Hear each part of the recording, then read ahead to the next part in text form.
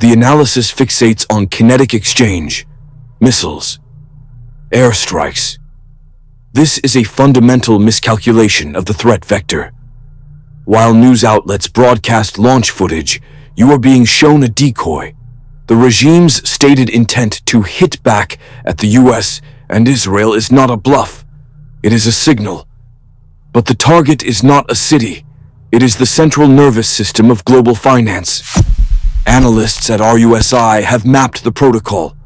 The high kinetic cost option of a direct missile war is strategically unviable for a regime facing internal solvency collapse. Reports confirm a massacre is unfolding internally. This desperation creates a mathematical certainty for an asymmetric response. The real launch-on-warning protocol is not aimed at the sky, but at the seabed. The true weapon is silence. 97% of global data, including trillions in daily financial transactions, travels through a few hundred fiber optic cables on the ocean floor. These are the unprotected arteries of the world economy. The geopolitical landscape is now defined by this cybersecurity risk, a vulnerability that transforms a regional power into a systemic one. This is the blueprint for the blind Leviathan gambit. A coordinated severing of key submarine cables, coupled with the blinding of low-orbit reconnaissance and GPS satellites, does not destroy the adversary. It paralyzes it. It severs the connection between the brain and the body, inducing a systemic seizure. The markets, logistics, and military command and control all operate on data streams that would simply cease.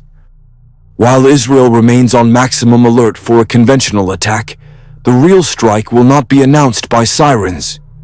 It will be announced by the silence of a dead network, a blank screen, a market that does not open. The protests are not a political problem for Tehran. They are the countdown clock for the deployment of this liability offset mechanism. To understand the motive, you must reframe the state not as a government, but as a corporation. A regime has assets and liabilities. Its primary asset is domestic control. When that asset becomes a liability, when the population itself turns against the regime, it triggers a solvency crisis. Reports of a massacre unfolding with a death toll tripling to over 500 signal a catastrophic loss of control. The regime is functionally insolvent. Its core asset is now a kinetic liability, threatening to liquidate the entire enterprise. We have a direct blueprint for this protocol. CSIS analysis of Russia's invasion framed the conflict as a mechanism to offset a massive domestic liability, an unpopular and fiscally ruinous war. When the cost of an internal crisis becomes unsustainable, the state is forced to create a larger external crisis for its adversaries. This isn't a strategy, it's an accounting maneuver. The goal is to export your internal chaos, forcing your opponent to incur liabilities that dwarf your own. This is where the pivot to asymmetry becomes a mathematical certainty. A regime facing a solvency crisis lacks the resources for a conventional, symmetric war. The kinetic cost is too high. It is therefore forced to select asymmetric vectors with the highest possible leverage: finance, energy, and cyber. The Information Security Forum explicitly warns that geopolitics will be the defining cybersecurity risk of 2026. This is not a coincidence. This is the protocol selecting its weapon system. Therefore, Tehran's threat to hit back at the US and Israel is not posturing. It is the public announcement of the liability offset protocol. It is a launch-on-warning declaration, with the warning being its own internal collapse. Israel's maximum alert status confirms the threat is being processed as a credible execution of this exact mechanism. They are not preparing for a conventional attack from a strong Iran. They are preparing for a systemic attack from a weak one. The core of the asymmetric protocol is not ideology. It is brutal arithmetic. A study by the Royal United Services Institute, or RUSI, puts the kinetic cost of a modern main battle tank at approximately $5 million. The cost of the FPV drone required to achieve its asset liquidation is $500. This is a 10,000 to 1 cost imposition ratio. This is the weaponization of economics, what analysts call the democratization of violence. The ability to project lethal, system-disrupting force is no longer monopolized by solvent superpowers. For a regime like Iran, hemorrhaging internal solvency as protests escalate and the death toll rises, this is not a choice. It is a mathematical imperative. Why engage in a symmetric conflict it cannot afford when it can export its internal chaos for pennies on the dollar, triggering cascading failures in adversaries' financial and energy systems with cheap, expendable, and deniable assets? The protocol for asymmetric escalation requires a staging ground, a gray zone where kinetic cost is low and attribution is ambiguous. This is not the Middle East. Analysts at CSIS identify these as proxy laboratories, states with high levels of internal instability, providing a perfect operational environment. Warnings from nations like Canada or South Africa about destabilization are not the primary threat. They are symptoms. They signal that the laboratory is open. A regime facing an internal solvency crisis, such as Iran, where rights groups report a massacre with a death toll exceeding 500, cannot afford a conventional conflict. It is mathematically forced to find a different vector. The internal pressure from these uprisings acts as a launch accelerant. The regime's survival becomes a zero-sum calculation. Export chaos or be consumed by it. This is where the gray zone becomes the weapon. According to the Information Security Forum, geopolitics will be the defining cybersecurity risk of 2026. This is not a prediction. It is an announcement of a deployed strategy. The proxy laboratories are used to incubate and launch systemic cyber attacks targeting financial infrastructure, energy grids, and logistics networks. Tehran's public declarations to hit back at the US and Israel are not a bluff. They are a statement of intent for a protocol already in motion. The subsequent reports of Israel on maximum alert are a direct response to this asymmetric threat vector. They are not preparing for a missile strike.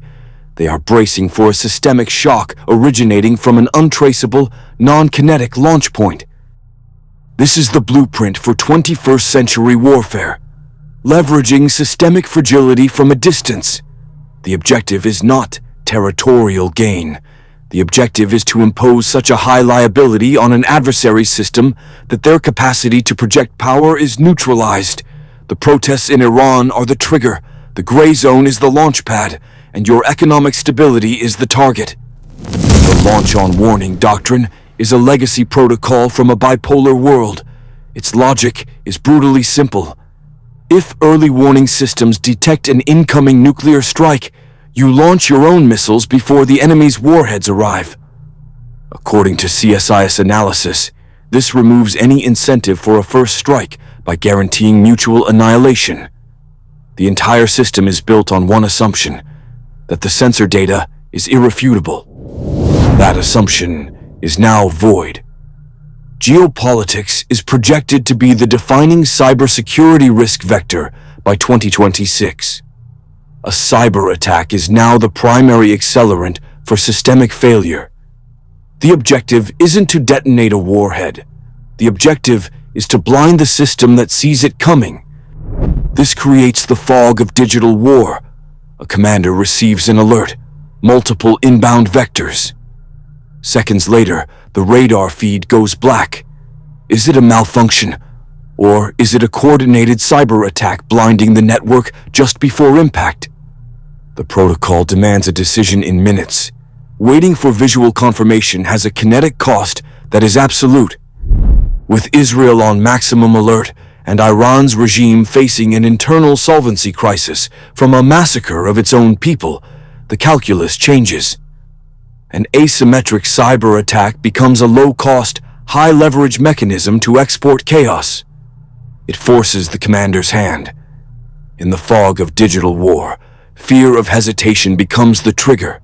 The launch is authorized not because of what the commander sees, but because of what he is no longer allowed to see. The regime's internal solvency is collapsing. Rights groups report a death toll now exceeding 500, a quantifiable metric of terminal decay. As this internal liability grows, the mathematical certainty of externalizing that chaos increases. This is not a choice. It is a function of survival. Tehran's public threat to hit back is not a strategic bluff aimed at deterrence. It is the public declaration of a launch-on-warning protocol, triggered not by external attack, but by internal collapse. While adversaries like Israel operate on maximum alert for a kinetic strike, they are watching the wrong vector. The objective is not victory, but a liability offset. To survive, the regime must engineer a cascading failure in a system its adversaries depend on, but do so with perfect deniability. As CSIS and RUSI analysts consistently model, the highest leverage, lowest attribution vector is cyber-physical infrastructure. Therefore, the calibration shot will occur within the next 12 months. Expect a catastrophic, attribution-impossible blackout of the logistics and crane operating systems at a Tier 1 global shipping port, like Rotterdam or Singapore. It will last 72 to 96 hours. It will not be claimed. It is designed only to test the West's systemic fragility and response time. This is the countdown clock.